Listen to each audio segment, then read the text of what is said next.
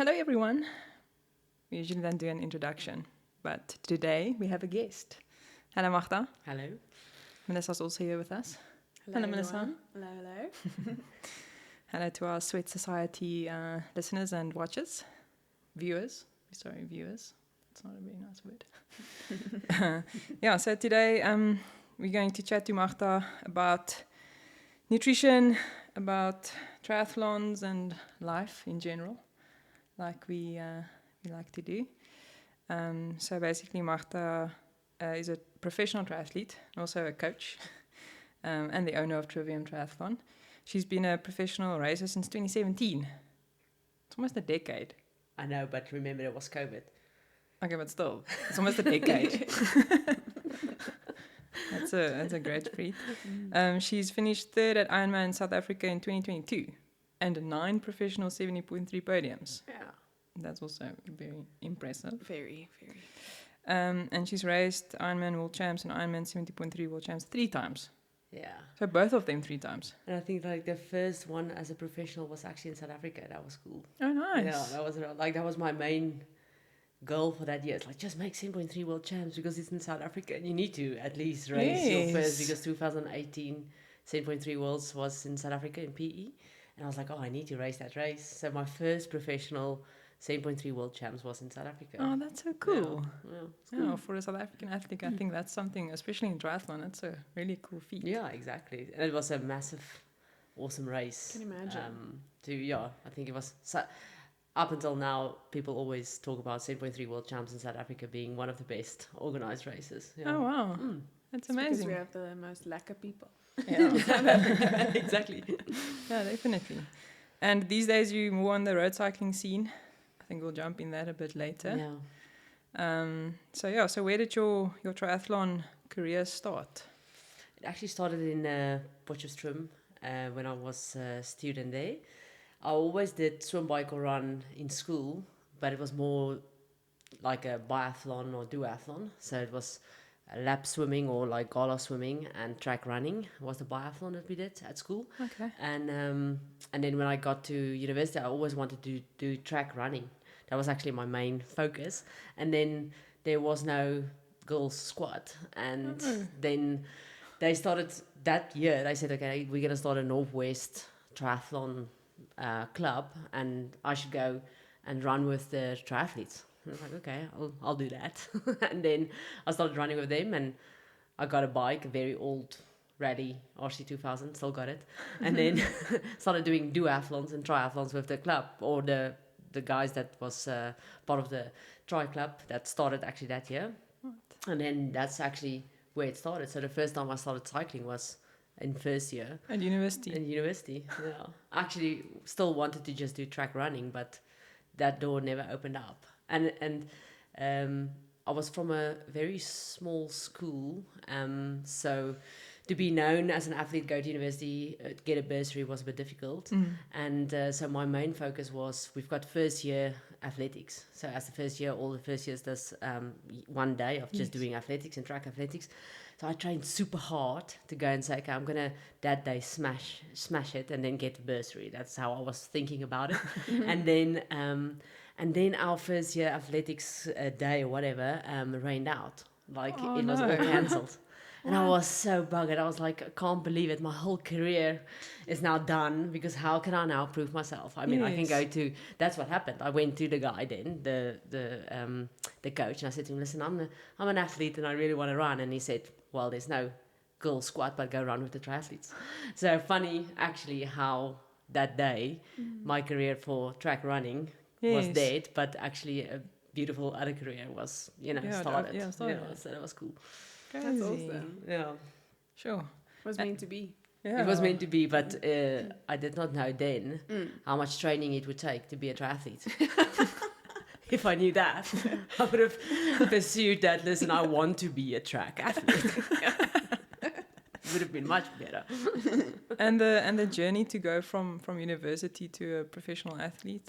Yeah, I think for me as a kid, I always wanted to be some kind of... I always, when I was looking at, say, the Olympics, I was thinking, yes, can you imagine that feeling of being a professional athlete?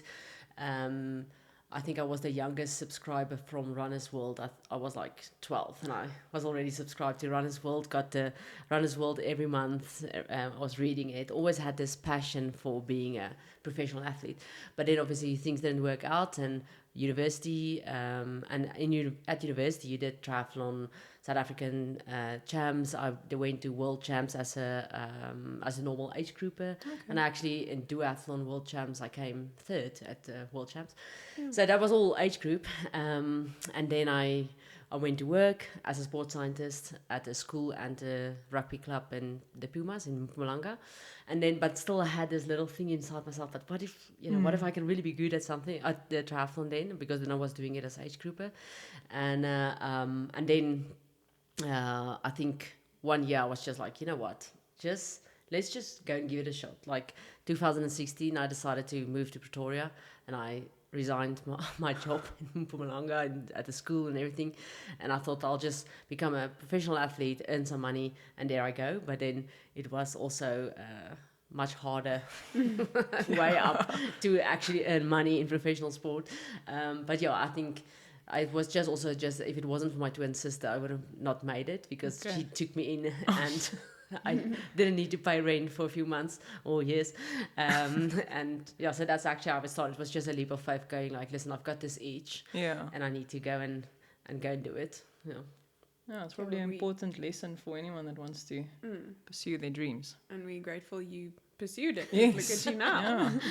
Look, it was tough at the beginning, but yes, I think normally you would go age grouper, you go to world champs, you podium at world champs, and then you go pro. Where I just went, I did some age group racing, and then I went pro. So I skipped the whole let's go to world champs as age grouper. But I think the reason why I did that is I knew the level I wanted to go was professional. So why mess around with age group, and then when age group pay a lot of money to go to world champs and don't do anything, don't get points, don't get seen. So I was like just taking a massive leap into 2017, and I learned a lot of lessons. Yeah, okay. But yeah, that's how I got here. Amazing. That's awesome. Yeah, just taking it on. So with regards to, let's jump into the nutrition side of things. Going from university athlete, focusing or doing more age group events, and then going into the professional scene, where did your you say you have a background in sports science. Yeah. Okay, that helps. Yeah, and I also did the nutrition was my main subject, so I did the BSc with nutrition. Okay. So that helps to understand how it works, but still, I was doing it wrong a lot at the beginning, because I think also everything has changed in the nutrition scene in the last 5 or 6 years, and how nutrition is made and how easy it is for us to digest and all that, and I think that's why everything also that's why athletes are getting faster, or the endurance, especially in the endurance part of stuff, because they can take in more nutrition. Not because they're training more, that also helps, and obviously all the equipment for cycling, but because of the nutrition. So at the beginning, I didn't take in enough nutrition at all, and that was the real struggle to get my body used to it. I was throwing up almost every race, and then until it took me I think it took me 2 or 3 years to get that right, and I'm still learning. But once you get it right and you understand what works and what you need, then you could go like, okay, now I can actually focus on strategy in terms of racing. But you can't race if you don't use nutrition. Then you can't.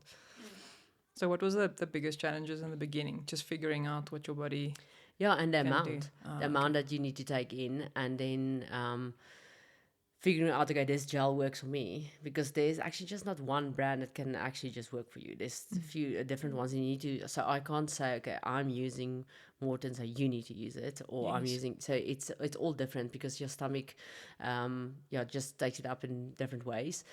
But also on the day and the environment, the heat, is it cold? Is it so that you don't know that now? You think, okay, I've got the nutrition figured out in terms of amount I can take in, because I started with like say 40 grams of carbs an hour, and now I'm up to 100. Okay. You just can't go massively up by one race. You need to also train that, and I think the one mistake I did is not train that enough during racing. So you just wanted to go like, you want to use the nutrition during races. So you train and then you go to races and you use nutrition. And then you're like, oh, but I feel nauseous. I don't know why. But now I got like, okay, you need to, you need to actually train nutrition. I always say the fourth discipline in triathlon is nutrition. Yes. And that is, but that also means you need to train that fourth discipline. You can't just go to the race and now decide, okay, let's do it. So I would say that was my biggest mistake, was not training with it, the right nutrition. I think a lot of athletes make that mistake. Yeah. I think there's many reasons. One maybe being budget. Like I think people often want to save a bit of money and not use the gels or the nutrition, for example, in their training. But I think the main reason is just like not knowing that it has such a big effect. So I don't know, it's like a mismatch, it's like, it's just training. I don't need to fuel as well, but you need to fuel really well so that you can train your gut, but then also put in a quality session so that you can perform better. So it really is important. Yeah, I think if you do the nutrition and the right during training, you also get more consecutive days of training. Yes. Because sometimes you think, okay, this is just an hour run, so I don't need to use nutrition for this. But then the next day is still massive, or like later on, you've got a bigger session. So the fueling you take in for that hour is actually to recover and not be in a negative, so that you can the next session smash it again. So then if athletes don't train or use nutrition properly, then you're just tired. You get into a negative, or you're always in a negative. You almost like always start a session a little bit in a negative calorie state, so you can't perform. No, definitely. And how do you manage your nutrition, especially when you have a lot of training and races? So for like, especially now we're going into racing season, what's the biggest thing for you to manage that? Yeah, that's hard, because I always say, like, I think I'm heavier on petrol than my car. Like, if you go and check the amount of nutrition I use on a weekend and the amount of diesel I use, I'm definitely using more.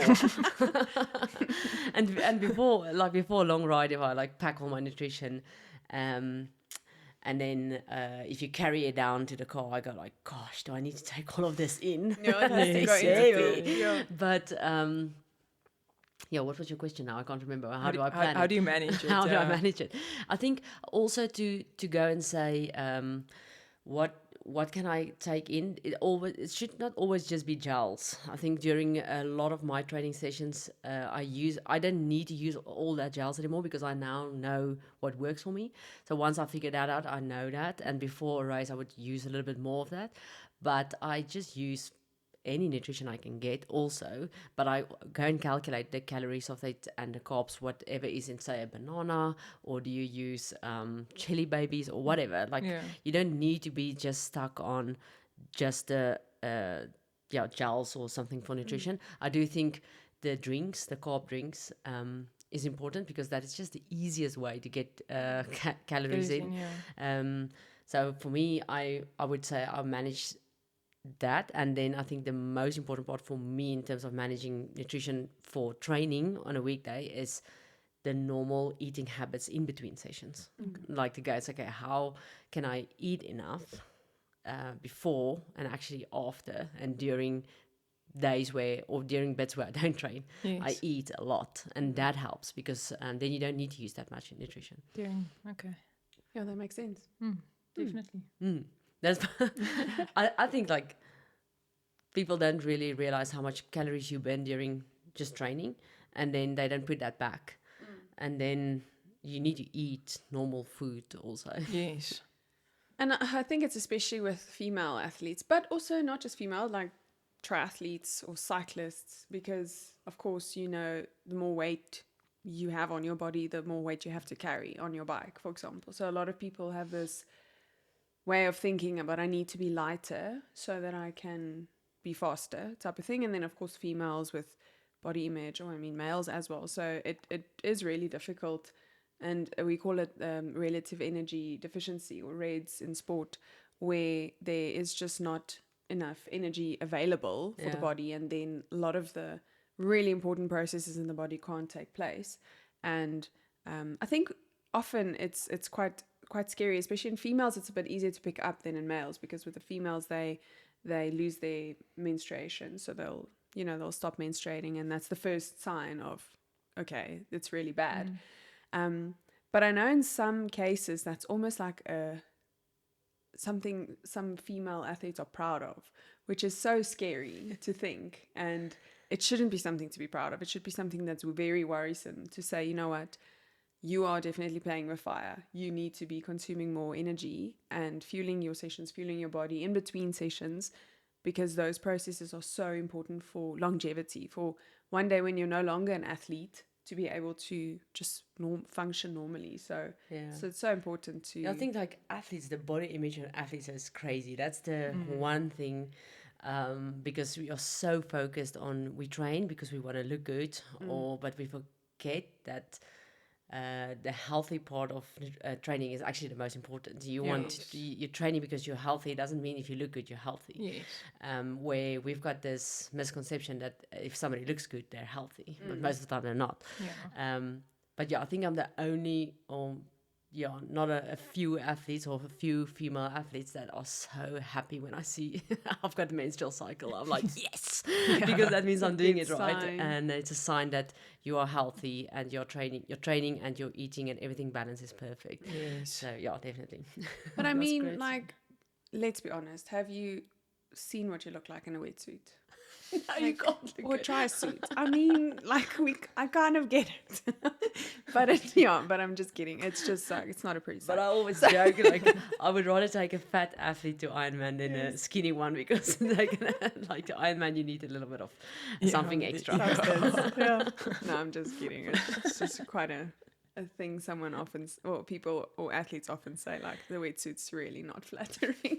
No, if you find somebody that thinks you look beautiful while doing triathlon, it's definitely a keeper. Yeah, That's true.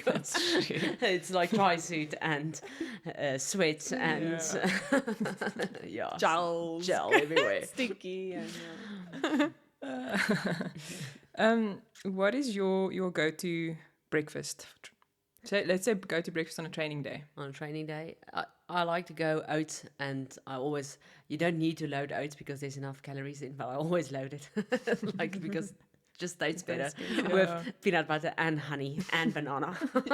So you don't need to do it, but I do that. But sometimes if I train very early, I just go carb drink, because at least you just get that carb metabolism going, and then make sure you drink during sessions.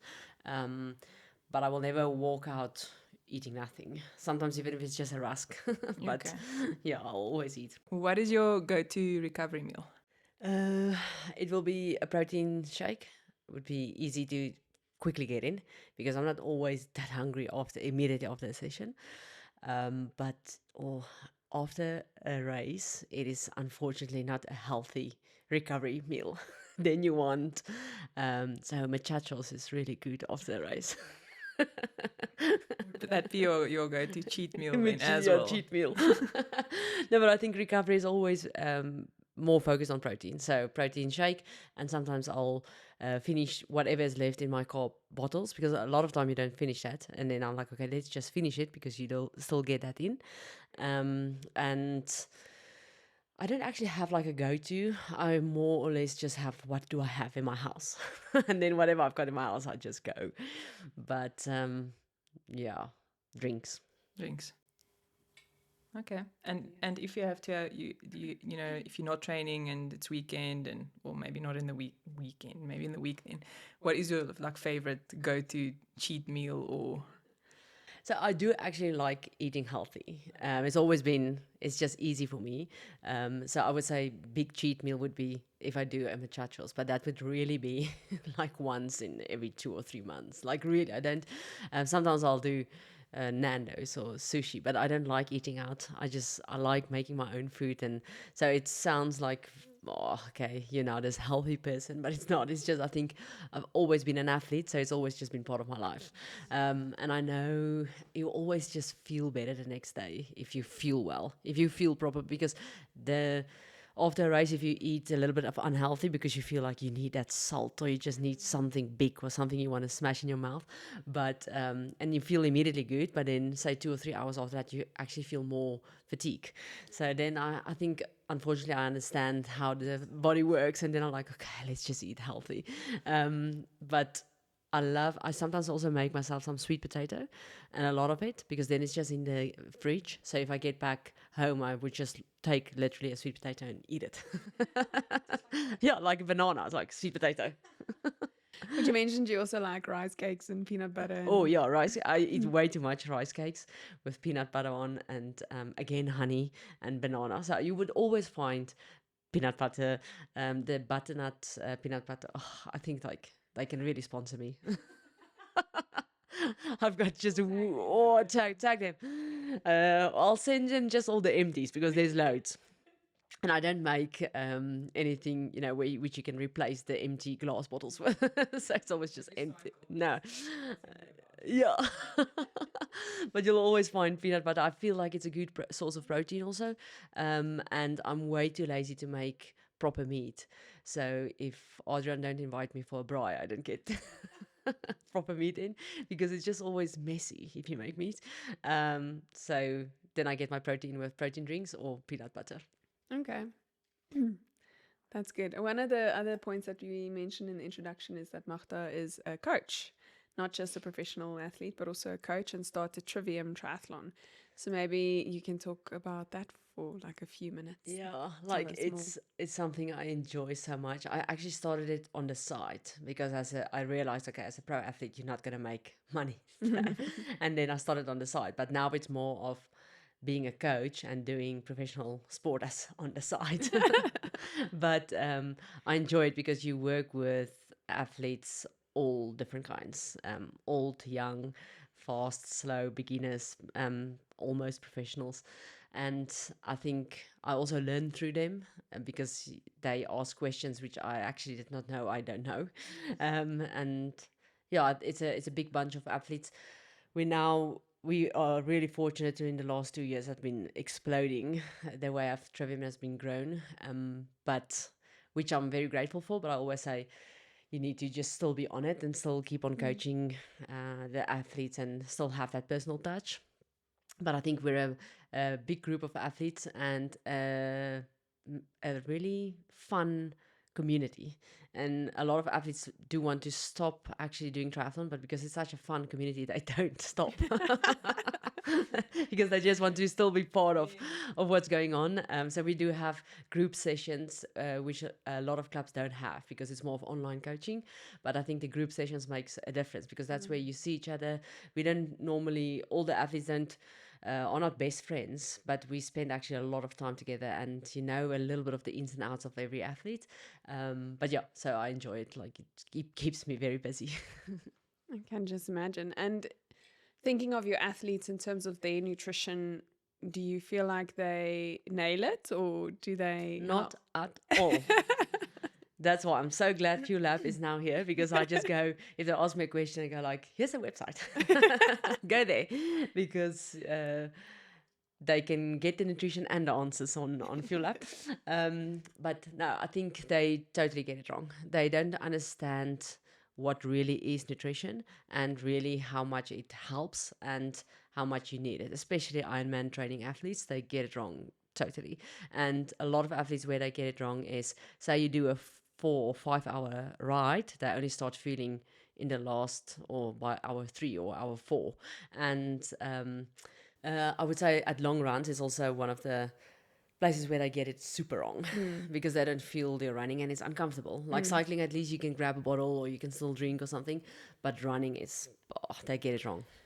Yeah, that makes sense. And how do you usually see, like, even you'll probably be able to see in their sessions to spot whether or not they did have their nutrition or not, and then you can probably confront them and they'll probably be like, how did you know, type of thing. What would the typical signs be of underfueling?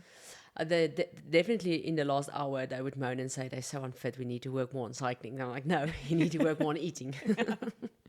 That's you would see the last hour on a long ride, they would fatigue a lot. And obviously it depends on the athlete. If it's a well-trained athlete, that's not supposed to happen. Then it would be like either you did not nutrition enough during the ride or during the week. So that'd be one of the things. Also, you would see them being fatigued the Monday if they did not use enough nutrition the Saturday because that's most of the athletes' longest hours is on Saturdays or Sundays. So you'll actually see them being fatigued only on a Monday, on a Tuesday. So then you can say, okay, listen, remember to feel well. I always ask my athletes, okay, this is a long ride, please comment on how did you use your nutrition.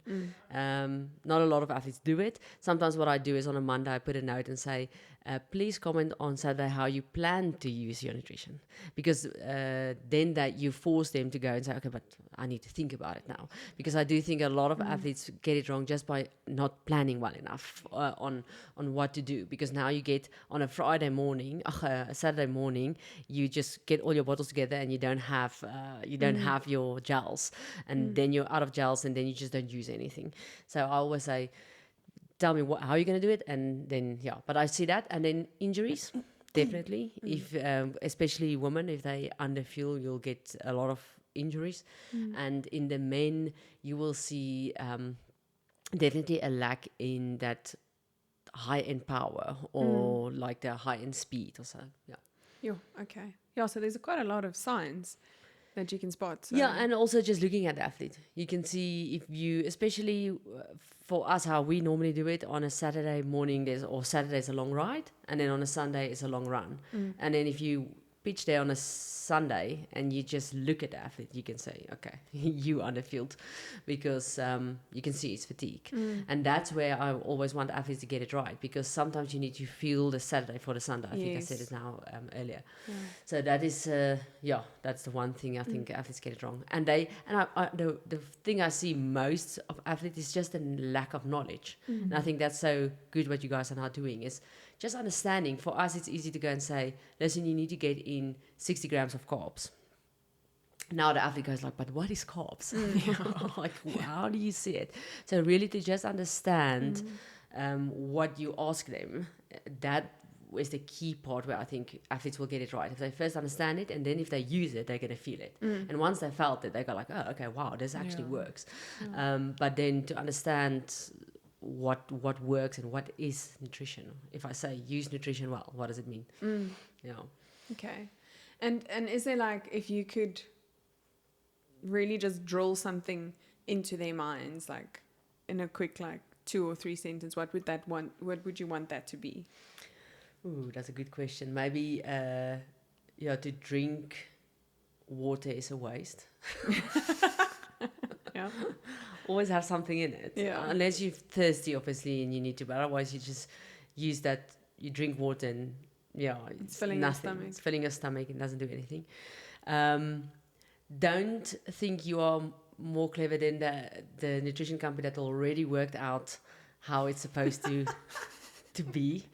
Like if it says 5 scoops, you don't need to for the fun of it add electrolytes. That is enough. Because there's a reason why it's specifically said that obviously it's exactly the same level as your blood how it's been taken up in the blood. So that volume should not be higher or less, otherwise you basically dehydrate yourself by using nutrition.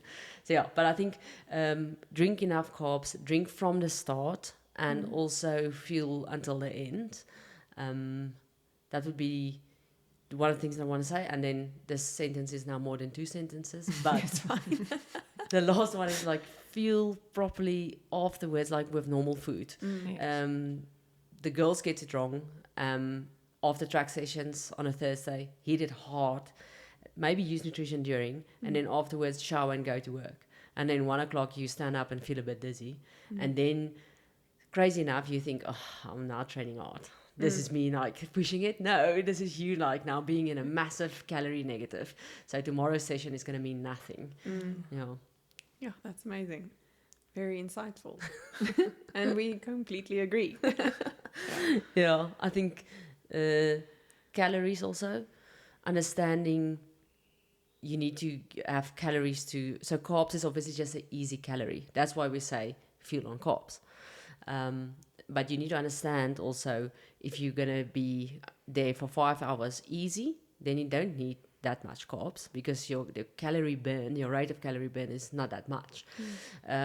If you're gonna do 2 hours with intervals, then you probably need more carbs, because your rate of calorie burn is very high. So easiest way I always explain it is, if you are in first gear with your car and you flip and nail it and you want to get away from the traffic light as quick as possible, then you use fuel, it's a high fuel consumption. But if you're just driving 60 kilometers an hour very easy in fifth gear, then your fuel consumption is not that high. And that's exactly the same with nutrition. And if you are in fifth gear, but you feel like you're in first gear, then you're going to get stomach cramps, because all that carbs and everything is just going to lie in that stomach, and you're going to feel, I feel nauseous. So also, if you're in first gear, but you feel for fifth gear, then it's going to cramp your stomach, because it's empty. So to understand that, I think that is the also crucial part.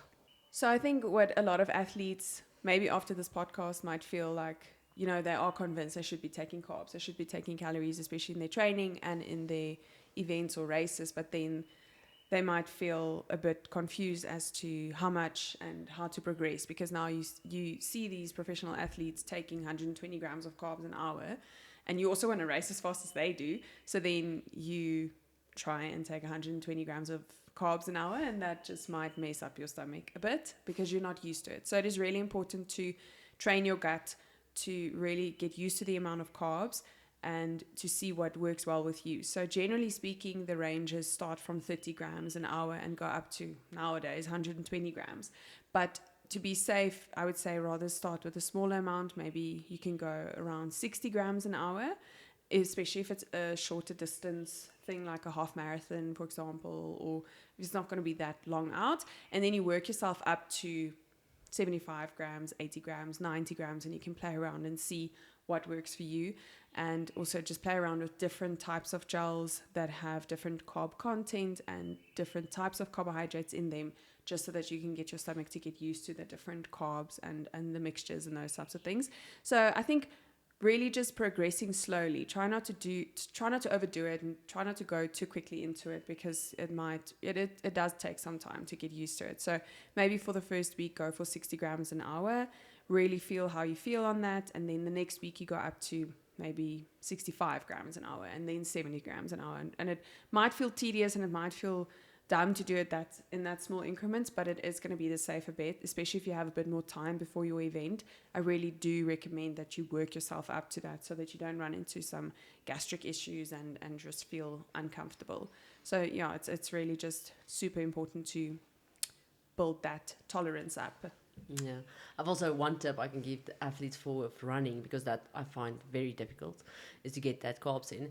Is sometimes if you take the gel and you feel very nauseous immediately. So what I sometimes do with the gel is I just obviously open it up and then take a little bit and then just hold it and run with it, and then sip a little bit. So say within 5 minutes you take in the full gel, but you don't need to squeeze everything into your mouth and then feel very nauseous. But yeah, I think what I see with my athletes is they've got now all this info, and then they just don't know how. Like they feel like, okay, I hear you, carbs, 60 gram, what now? How does it work? Like they feel just very confused on how to use it.